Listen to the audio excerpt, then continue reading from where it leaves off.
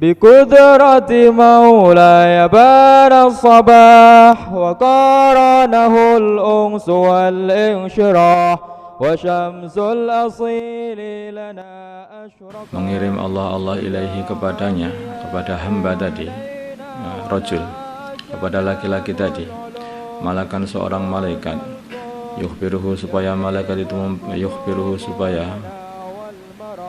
malaikat itu memberi kabar kepada laki-laki tadi, annahu sungguhnya laki-laki tadi ma'atil kal ibadati, beserta ibadah-ibadah itu yang 70 tahun tadi, la yaliku bihi, dia tidak pantas dukhulul jannati, masuk surga.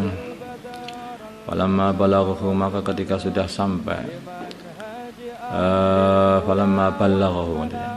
maka ketika malaikat sudah menyampaikan kabar ini kepada laki-laki tadi, qala maka berkata al-abidu, laki-laki yang ahli ibadah, berkata, nahnu, kami ini, khuliqna, diciptakan lil ibadati, untuk ibadah, fayambaghi, maka sudah sepantasnya,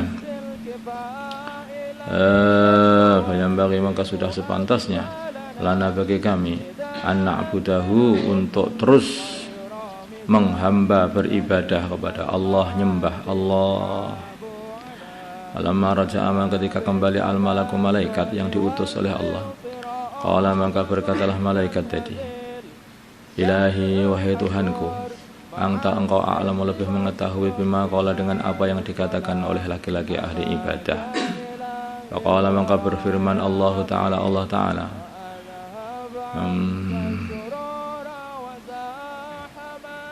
idza huwa, bila mana dia, lam ya'rid, tidak berpaling, an ibadatina, dari beribadah kepada kami, panahnu, maka kami Allah, ma'al karami, dengan kemuliaan, la na'ridu, tidak berpaling, anhu, darinya.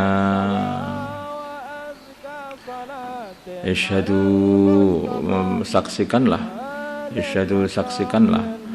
ya malaikati, wahai malaikat-malaikatku, ani, sungguhnya aku qad ghafartu, sungguh telah mengampuni, lahu, dia, dosa-dosa dia. Ini apa itu, ada seorang walinya Allah pada zaman dulu dari Bani Israel, sudah beribadah selama 70 tahun, maka Allah ingin memperlihatkan pangkat dia ini kepada para malaikat. Allah kirim satu malaikat untuk memberi laki-laki tadi, kamu itu enggak pantas masuk surga, kata Allah, enggak pantas masuk surga dengan ibadah-ibadah kamu yang 70 tahun tadi, enggak bisa masuk surga itu. Maka akhirnya laki-laki ahli ibadah mengatakan, lah kalau memang aku ini tidak masuk surga, lah mau apa? Wong tanah aku ini diciptakan hanya untuk ibadah, ya ibadah saja. Masuk surga apa enggak masuk surga, tetap ibadah saja. Wong aku ini hanya hamba yang diciptakan untuk beribadah, katanya. Begitu malaikat laporan kepada Allah, nah Allah Maha tahu, maka Allah mengatakan, kalau dia tidak berpaling kepada aku, maka aku pun tidak akan berpaling kepada dia selama-lamanya. Saksikanlah, wahai para malaikatku, dosa-dosa dia semuanya sudah aku ampuni. Ya, dari orang itu sebetulnya hamba ini ya, apapun ya ini, lah apa enggak boleh orang itu mau beribadah terus pengen masuk surga, pengen biar dapat bidadari, ya boleh saja, bukan enggak boleh. Tetapi ini sebetulnya itu kan tidak begitu. Kalau Allah itu Subhanahu wa taala itu memerintahkan, walaupun kamu dibayar atau enggak dibayar, wong toh itu Tuhanmu yang menciptakan kamu melakukan apa enggak? Dan harusnya harus diamalkan. Kalau Allah perintahkan kalian semua ini tak ciptakan semuanya hanya untuk ibadah, wa ma khalaqtul jinna wal insa illa liya'budun, semua enggak dibayar apapun, terus ya mengamalkan apa enggak? Ya harus mengamalkan. Wong tanah kita ini hanya hamba. Ini tingkatan yang lebih tinggi lagi. Amalnya karena apa? Ya karena diperintah sama yang menciptakan, karena kenalnya sama yang menciptakan. Seperti seseorang itu yang kenal dengan seorang mudah gurunya gitu saja, mudah ini. Nah, seorang murid dikenal dengan gurunya. Gurunya nggak ngasih imbalan apa-apa. Diperintah langsung berangkat dengan rasa senang karena merasa dapat merid.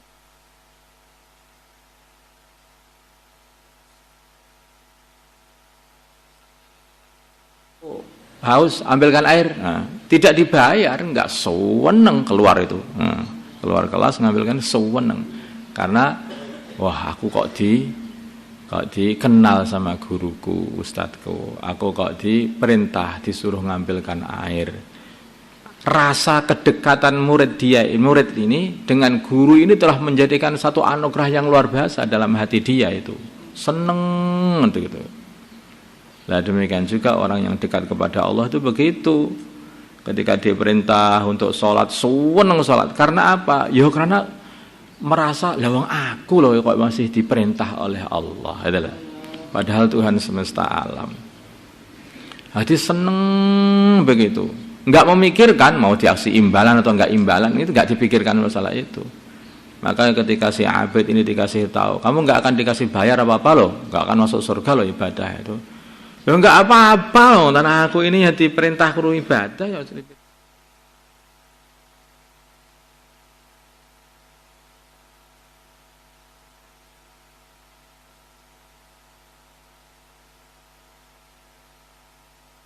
Itu tingkatan yang lebih tinggi lagi. Tapi kalau seorang itu beribadah karena pengen surga juga enggak apa-apa. Karena yang ngiming-ngiming surga, janji-janji akan bayar surga itu juga Allah Subhanahu wa taala. Itu juga enggak apa-apa. Tapi sudah saya katakan ini masalahnya masalah rasa hati.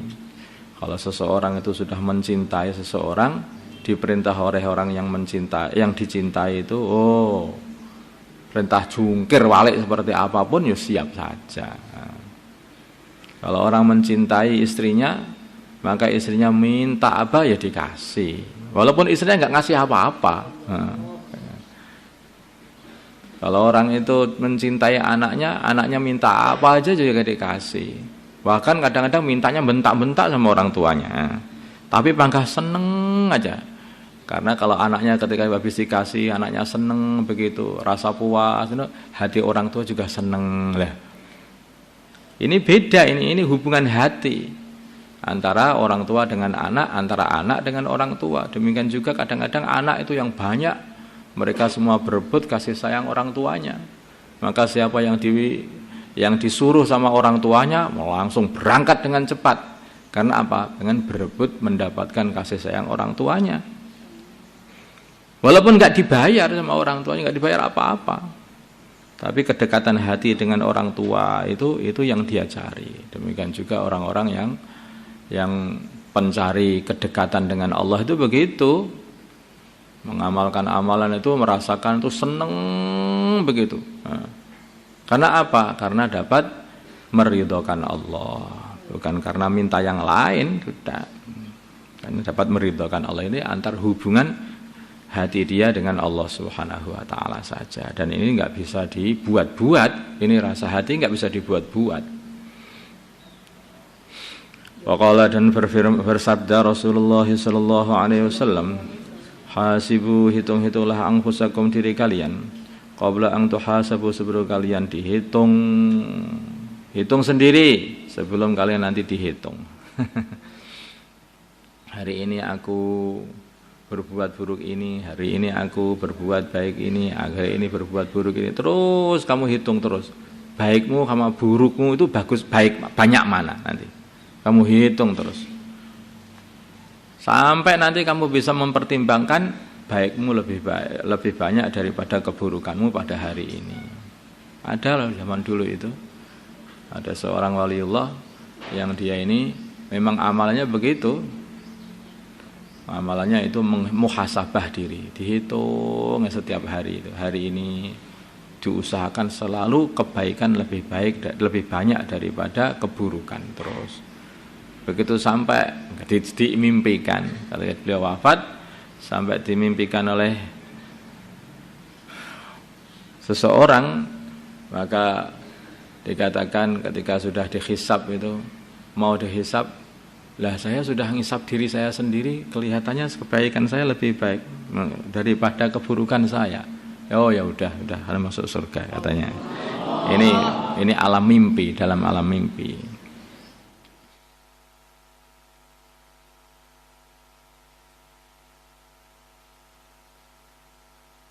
Hisabnya itu begini, yang lebih mudah lagi. Mereka diem dirasakan hari ini, oh itu hari itu saya berbuat buruk itu, maka langsung astagfirullah, dihitung astagfirullah, tobat.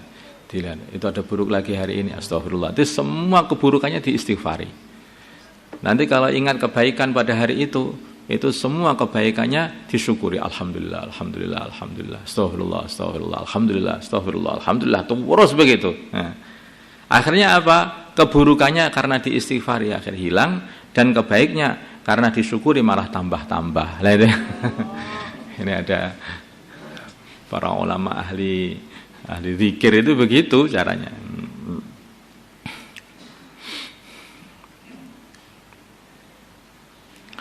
Wazinu, dan timbanglah a'malakum, amalan-amalan kalian qabla an tuzanu, sebelum kalian ditimbang. Waqala, dan berkata Ali radhiyallahu taala anhu, man barang siapa dhanna yang mengira, anna sungguhnya dia bidunil jahdi, dengan tanpa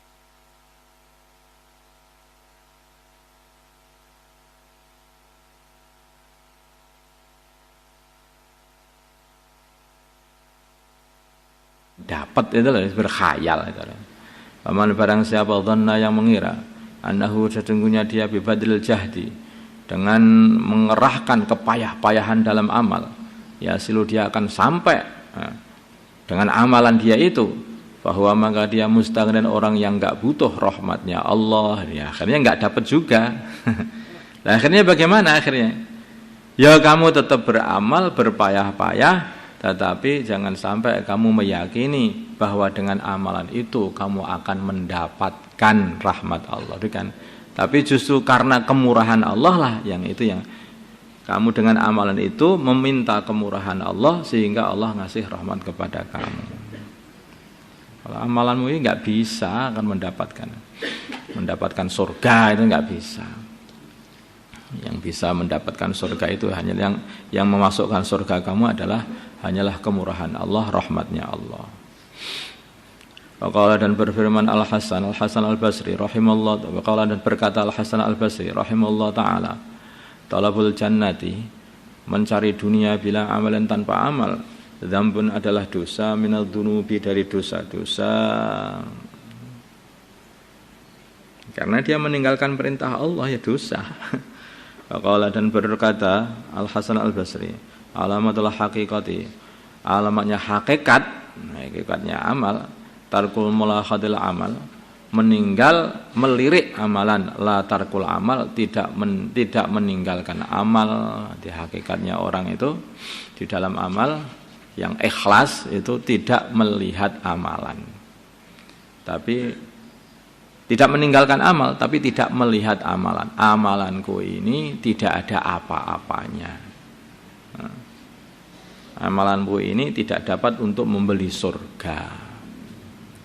Tetapi aku beramal ini apa? Ini karena perintah Allah, terus untuk amal, akhirnya kita amal, akhirnya Allah ridha kepada kita. Kita dicegah oleh Allah untuk tidak boleh mengamalkan yang ini, dan kita menjaga diri dari mengamalkan yang itu. Ya Allah Subhanahu wa taala ridha, akhirnya kita dicintai oleh Allah. Nah, begitu maksudnya itu. Dengan begitu rahmatnya Allah akan dicucurkan pada kita. Bukan sebab amal kita masuk surga, tapi sebab rahmatnya Allah. Maka itu jadi bukan karena kerja gitu loh. Itu seumpamanya diumpamakan kayak begini loh. Diumpamakan kayak orang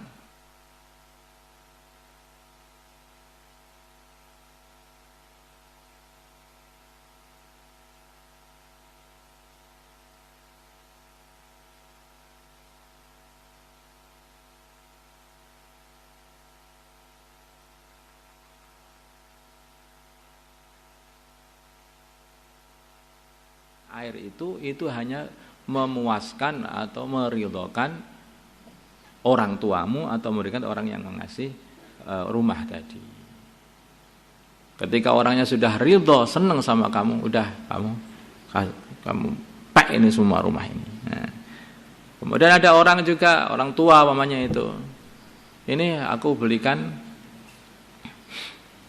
apa begitu di toko, ini belikan gula ini. Ketika dia belikan gula dengan baik, kemudian dilihat anak ini kok baik nih, ini motor itu kamu untuk kamu aja. Nah, apakah ini amalan membelikan gula ini bisa untuk membeli motor? Tidak. Demikian juga amalan-amalan kita tidak akan bisa membeli surganya Allah Subhanahu wa taala, tidak bisa.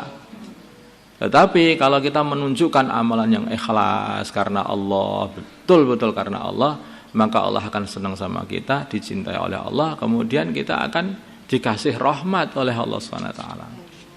Begitu. Waqala, dan bersabda Rasulullah sallallahu alaihi wasallam, al-akai, seorang yang pintar, man orang dana yang menundukkan nafsahu dirinya, wa amila, dan dia amal 5 untuk perkara ba'dal maut, setelah mati, wal ahmaq, orang yang bodoh, man adalah orang ittaba'a yang mengikuti hawahu, kesenangan dirinya, wa tamanna, dan dia berkhayal Allah atas Allah Ta'ala al-amaniyah, khayalan-khayalan yang dia tidak akan dapatkan. Enggak pernah amal, tetapi mengkhayalkan khayalan-khayalan, kepinginan-kepinginan kepada Allah. Astaghfirullah, astaghfirullah, astaghfirullah, astaghfirullah, astaghfirullah, astaghfirullah.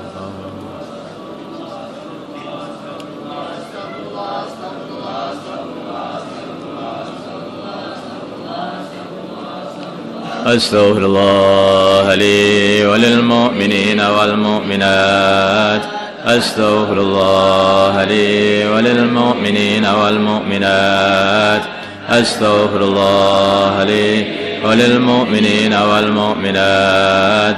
Astaghfirullah li wa lil mu'minina wal mu'minat.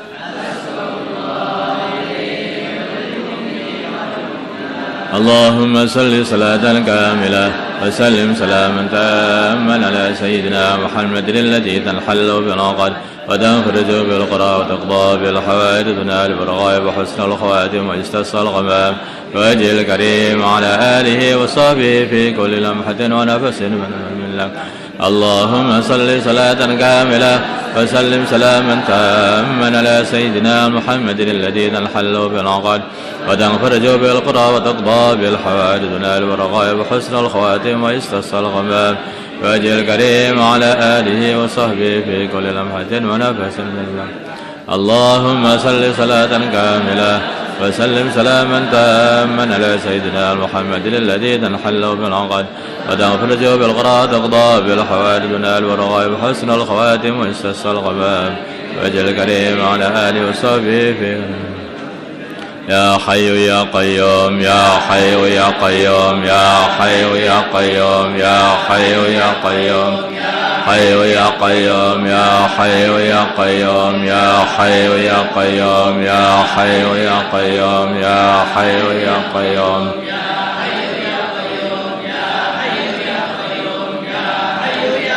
حسبنا الله ونعم الوكيل حسبنا الله ونعم الوكيل حسبنا الله ونعم الوكيل حسبنا الله ونعم الوكيل حسبنا الله ونعم الوكيل حسبنا الله ونعم الوكيل حسبنا الله ونعم الوكيل حسبنا الله ونعم الوكيل حسبنا الله ونعم الوكيل حسبنا الله ونعم الوكيل حسبنا الله ونعم الوكيل حسبنا الله ونعم الوكيل حسبنا الله ونعم الوكيل حسبنا الله ونعم الوكيل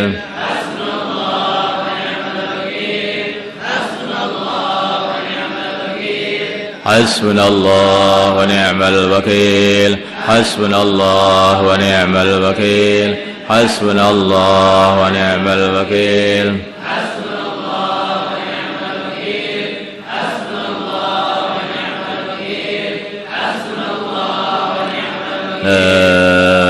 إله إلا أنت سبحانك إني كنت من الظالمين لا إله إلا أنت سبحانك إني كنت من الظالمين لا إله إلا أنت سبحانك إني كنت من الظالمين لا إله إلا أنت سبحانك إني كنت من الظالمين لا إله إلا أنت سبحانك إني كنت من الظالمين لا إله